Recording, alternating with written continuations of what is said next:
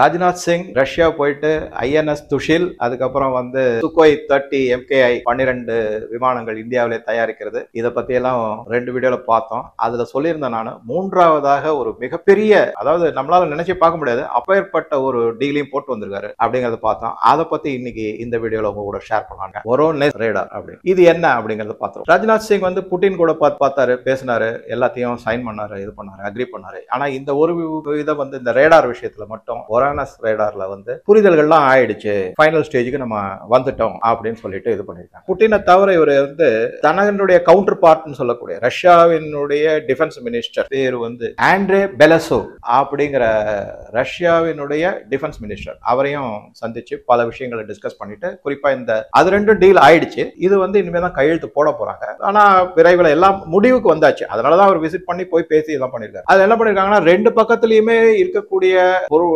தொழில்நுட்ப வல்லுநர்களை ஒரு டீம் கூட்டு போய் ஃபைனல் டிஸ்கஷன் எல்லாம் ஆயிருக்கு, கலந்துரையாடல் எல்லாம் ஆயிடுச்சு. இது இந்த ரேடார் சிஸ்டத்தினுடைய ப்ராஜெக்டினுடைய காஸ்ட் $4 பில்லியன், கிட்டத்தட்ட 35,000 கோடி ரூபாய் ஆகும். சரி, இப்ப இந்த ரேடார் சிஸ்டத்தை பத்தி பார்ப்போம். என்னென்னலாம் டீடைல்ஸ் நமக்கு கிடைச்சிருக்கு, அதை என்னன்னு பிக்கா இது ஒரு மிகப்பெரிய மைல்கல் அப்படின்னு சொல்லக்கூடிய அளவுல நம்ம பார்க்கலாம். ஃபர்ஸ்ட் இதனுடைய ரேஞ்ச், இந்த ரேடார் அப்படின்னாக்க ஏர் டிஃபென்ஸ் சிஸ்டத்துல வந்துருது. அப்படியே அது நமக்கு தெரிஞ்சதுதான். ஏர் டிஃபென்ஸ் அப்படின்னாக்கா ஒரு ஏரோப்ளேனோ, ஜெட்டோ, மிசைலோ எது போனாலும் சரி, இது டிடெக்ட் பண்ணிடும். இந்த ரேடார் அதை கண்டுபிடிச்சு நமக்கு சொல்லிடும். இதனுடைய ரேஞ்ச் அப்படின்னு பார்த்தோம்னாக்க 8000 கிலோமீட்டர் வர்டிகல். அதாவது ரேடார் இப்படி இருக்குன்னா, இங்கேருந்து வர்டிகல் டிஸ்டன்ஸ் 8000 கிலோமீட்டர். அது கொஞ்சம் இந்த பக்கம் அந்த பக்கம் இருக்கும். சில 30 டிகிரி இந்த சைடு, 30 டிகிரி அந்த சைடு, அந்த மாதிரி. ஃபியூச்சர்ல 10,000 கிலோமீட்டர் வரைக்கும் கூட இதை அதிகப்படுத்துறதுக்கான சாத்தியக்கூறுகளோட தான் இது வடிவமைக்கப்பட்டிருக்கு அப்படிங்கிறது. அதே நேரத்துல நீங்க ஹொரைசன் ரேஞ்ச் அப்படின்னு ஒண்ணு இருக்கு. அதாவது என்னன்னா, நமக்கு தெரியும் பூமி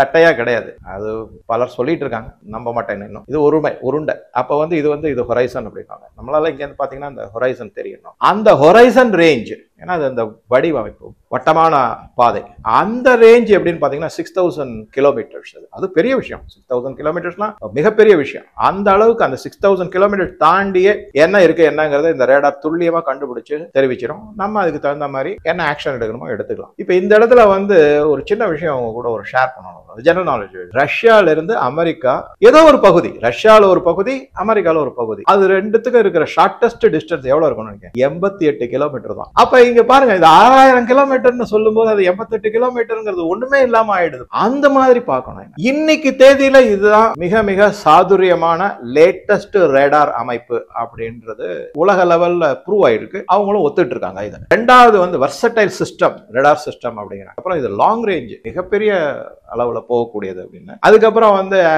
long range anti air defence சிஸ்டம்னு இதுக்கு பேரே வச்சிருக்காங்க. இன்னொரு முக்கியமான விஷயம் இதுல என்ன பாக்குறோம் அப்படின்னா, எந்தெந்த ஏரியாவை இந்தியால இருந்து இது கவர் பண்ணக்கூடும் அப்படின்னு பாத்தீங்கன்னா, சைனா ஃபுல்லும், என்டையர் சைனா அது ஃபுல்லுமே இது ரேஞ்ச் கவர் ஆயிடும். அதுக்கப்புறம் என்டையர் ஏஷியா. இந்த ஏஷியாவை தான் நம்ம எப்படி, அதாவது நம்மளுடைய இமேஜினேஷன்ல எப்படி கொண்டு வரணும் அப்படின்னா, ஏஷியாவை பொலிட்டிக்கல், எக்கனாமிக் ஆர் ஸ்ட்ராட்டஜிக்கா 4 ரீஜனா பிரிச்சிருக்காங்க. ஒன்னு ஃபாரிஸ்ட். அது ஃபாரிஸ்ட்ங்கிறது சிங்கப்பூர், மலேசியா, இந்தோனேஷியா, அதெல்லாம் ஃபாரிஸ்ட். அப்புறம் இந்தியா பகுதி ஈஸ்டர்ன் ஏஷியா. அதுக்கப்புறம் மிடில் ஈஸ்ட்னு சொல்லக்கூடியது இந்த துபாய், அந்த மாதிரி இடங்கள்லாம். ஓகே, ஆப்கானிஸ்தான் அதெல்லாம் அதுல வருது. குவைத், துபாய், சவுதி, இதெல்லாம் அங்க வரும். யமான், ஓமான்.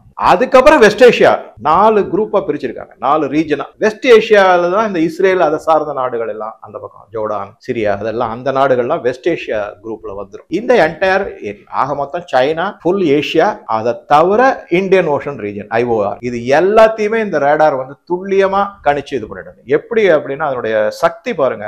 ஒரே நேரத்துல 500 ஆப்ஜெக்ட், இப்ப நமக்கு பின்னாடி தெரியாது, அது அப்படி கிடையாது. 360 டிகிரிஸ்ல சொல்லணும். அப்படியே ஒரே நேரத்துல 500 ஆப்ஜெக்ட் அது ஐடென்டிஃபை பண்ணி தகவல் கொடுத்துரும். அதுக்கு தகுந்த மாதிரி நம்ம நடவடிக்கை எடுக்க முடியும் அப்படிங்கிறது. இந்த மாதிரி பலவிதமான ஆற்றல் கொண்டது இந்த ஒரோனஸ் ரேடார் சிஸ்டம் அப்படிங்கிறது. ஆன்டி அதாவது ஏர் டிஃபென்ஸ் சிஸ்டம் அப்படிங்கிறது. சரி, இதுக்கு நடுவில் இதை பத்தி இன்னொரு என்ன சொல்லுவாங்கன்னா, இது வந்து சாதாரண பிளேனு, ஜெட்டு அது மாதிரி இருக்கு தவிர பாலிஸ்டிக் மிசைல்ஸ் அப்படி. இந்த பாலிஸ்டிக் மிசைல் அதுக்கப்புறம் intercontinental ballistic missile, ICBM BM. Ballistic missiles தெரிஞ்சாலே உங்களுக்கு ஆட்டோமேட்டிக்கா ஐசிபிஎம் பத்தி தெரிஞ்சு. அது இப்ப ரெண்டு விதமான மிசைல்ஸ் இருக்கு இந்த சிஸ்டத்திலேயே. ஒன்னு வந்து க்ரூயிஸ் மிசைல் அப்படின்னுவாங்க, அதுலயே கைடட் க்ரூயிஸ் மிசைல். இந்த கைடட் வந்து என்னங்கிறது அப்புறமா சொல்றேன். க்ரூயிஸ் மிசைல்ஸ் ஒன்னு இருக்கு, அதுக்கப்புறம் பிராட்லி ரெண்டு விதமான மிசைல். க்ரூயிஸ் மிசைலுக்கும் பாலிஸ்டிக் மிசைலுக்கும் என்ன டிஃபரன்ஸ் அப்படின்னு பாத்தீங்கன்னா, க்ரூயிஸ் மிசைல் வந்து ஜெட் மாதிரி ப்ரொபல்ஷன். அது ஒரு ஏரோப்ளேன் எப்படி போகும்னா, தரையில இருந்து இப்படி இருக்கும், அப்படி நேரா அப்படி போயிட்டு அப்படியே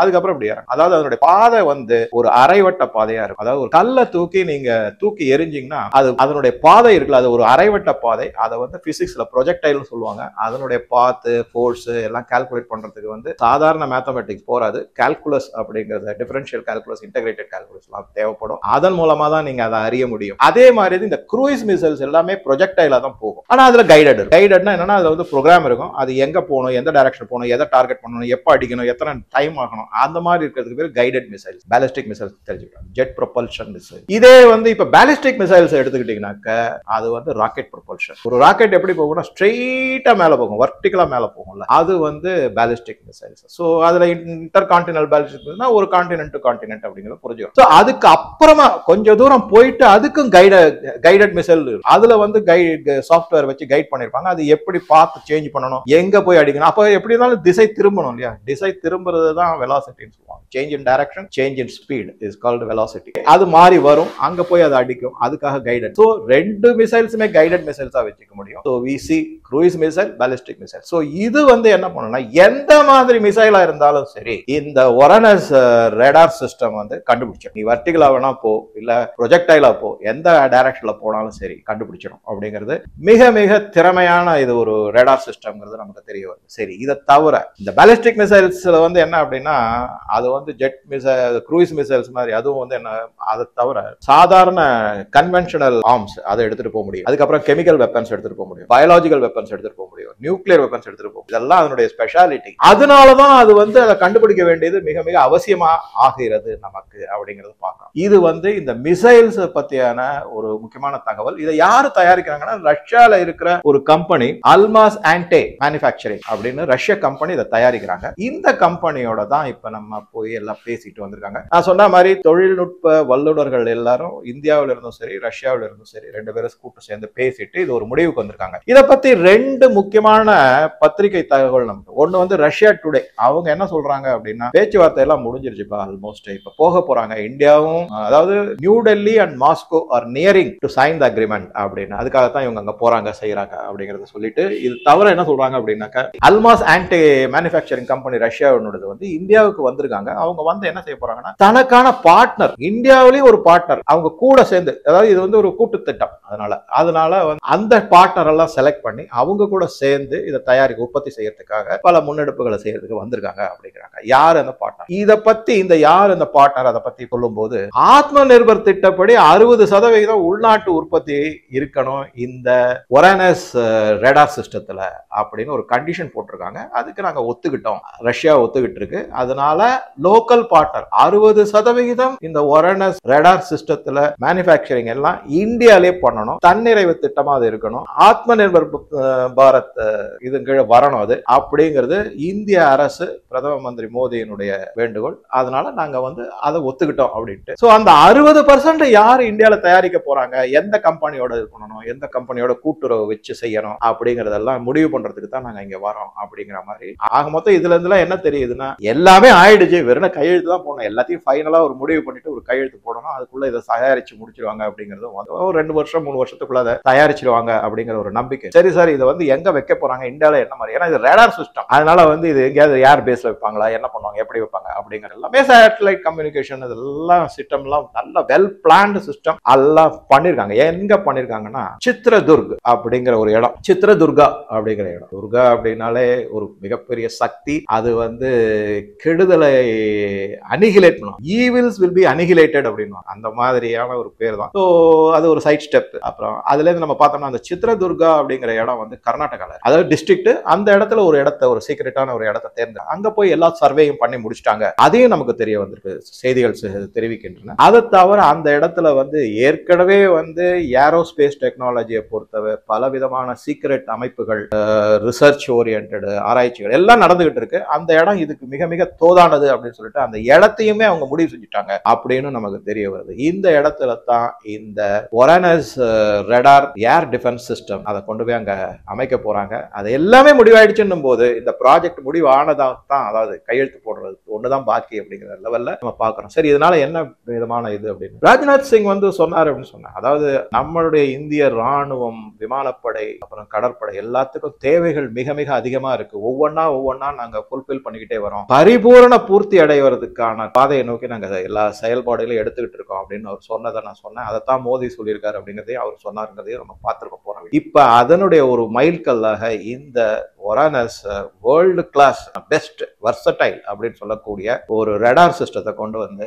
ரஷ்யாவினுடைய கூட்டு தயாரிப்புல இந்தியாலேயே 60% ஆத்ம நிர்பர் திட்டத்தின் கீழே கொண்டு வராங்க. இதெல்லாம் எதுக்காக நம்ம செய்யறோம், அப்படி என்ன தேவை அப்படின்னு பார்த்தோம். உலகம் வந்து ஒரு எப்பவுமே பாலிடிக்ஸ் மாதிரி, ஜியோ பாலிடிக்ஸ் குறிப்பா சொல்லும் போது அது ஒரு டைனமிக் சிஸ்டம். இதுவே இன்னைக்கு நடந்தது, இதோட இன்னுமே அடுத்த ஒரு 25 வருஷத்துக்கு கவலை இல்லை, அப்படி கிடையாது. அது மாறிக்கிட்டே தான் இருக்கும். அதற்காக நாமே தயார்படுத்திக்க வேண்டும். நம்மளுடைய நவ நாகரிகமான முன்னெடுப்புகளை செய்யத்தான் வேணும் அப்படிங்கிறது. இதுக்கு நடுவுல வந்து நமக்கு வந்து அச்சுறுத்தல்கள் வந்து ஏதோ இன்னைக்கு வந்தது போச்சு, ஓகே சைனா வந்து பின்வாங்கிட்டாங்க, அதனால நமக்கு அச்சுறுத்தல் கிடையாது. பல பேர் மாதிரிலாம் சொல்லியிருந்தாங்க, சார் பாகிஸ்தானை நம்பாதீங்க, இதை ஈரானை நம்ப கூடாது, இது மாதிரி பலதும் சொல்லியிருந்தாங்க. ஆப்கானிஸ்தானை நம்ப கூடாது, சைனாக்காரனை சுத்தமா நம்பவே கூடாது, என்னைக்கு எஸ் நம்ப கூடாது. நம்ம வந்து நம்புறதும் நம்பாது அப்படிங்கிறது வந்து அடுத்தடுத்த மூவ், செஸ்ல மூவ் பண்ணுவாங்களா அந்த மாதிரி, அதை பொறுத்து இருக்கு. அதுக்காக நம்ம காட்சியத்தா தான் இருக்கணும். ஓகே, அவங்க நம்ம கூட நண்பர்கள் ஆயிட்டாங்க, இனிமே எல்லாத்தையும் கை திறந்து விட்டுறலாம் அப்படிங்கிறது கிடையாது. இதைத்தான் என்ன சொல்லுவாங்கன்னா சேஞ்சிங் சிச்சுவேஷன் அப்படின்வாங்க, or global challenges, local and global challenge. இதற்காகத்தான் இந்த மாதிரி முன்னெடுப்புகள் செஞ்சுக்கிட்டே இருக்காங்க. ஒரானஸ் ரடார் சிஸ்டம் வந்து மிக மிக ஒரு அருமையான திட்டமாக நான் படிச்சதுல இருந்து புரிஞ்சுக்கிட்டேன். உங்க கருத்துக்களை பதிவிடவும் நன்றி, வணக்கம்.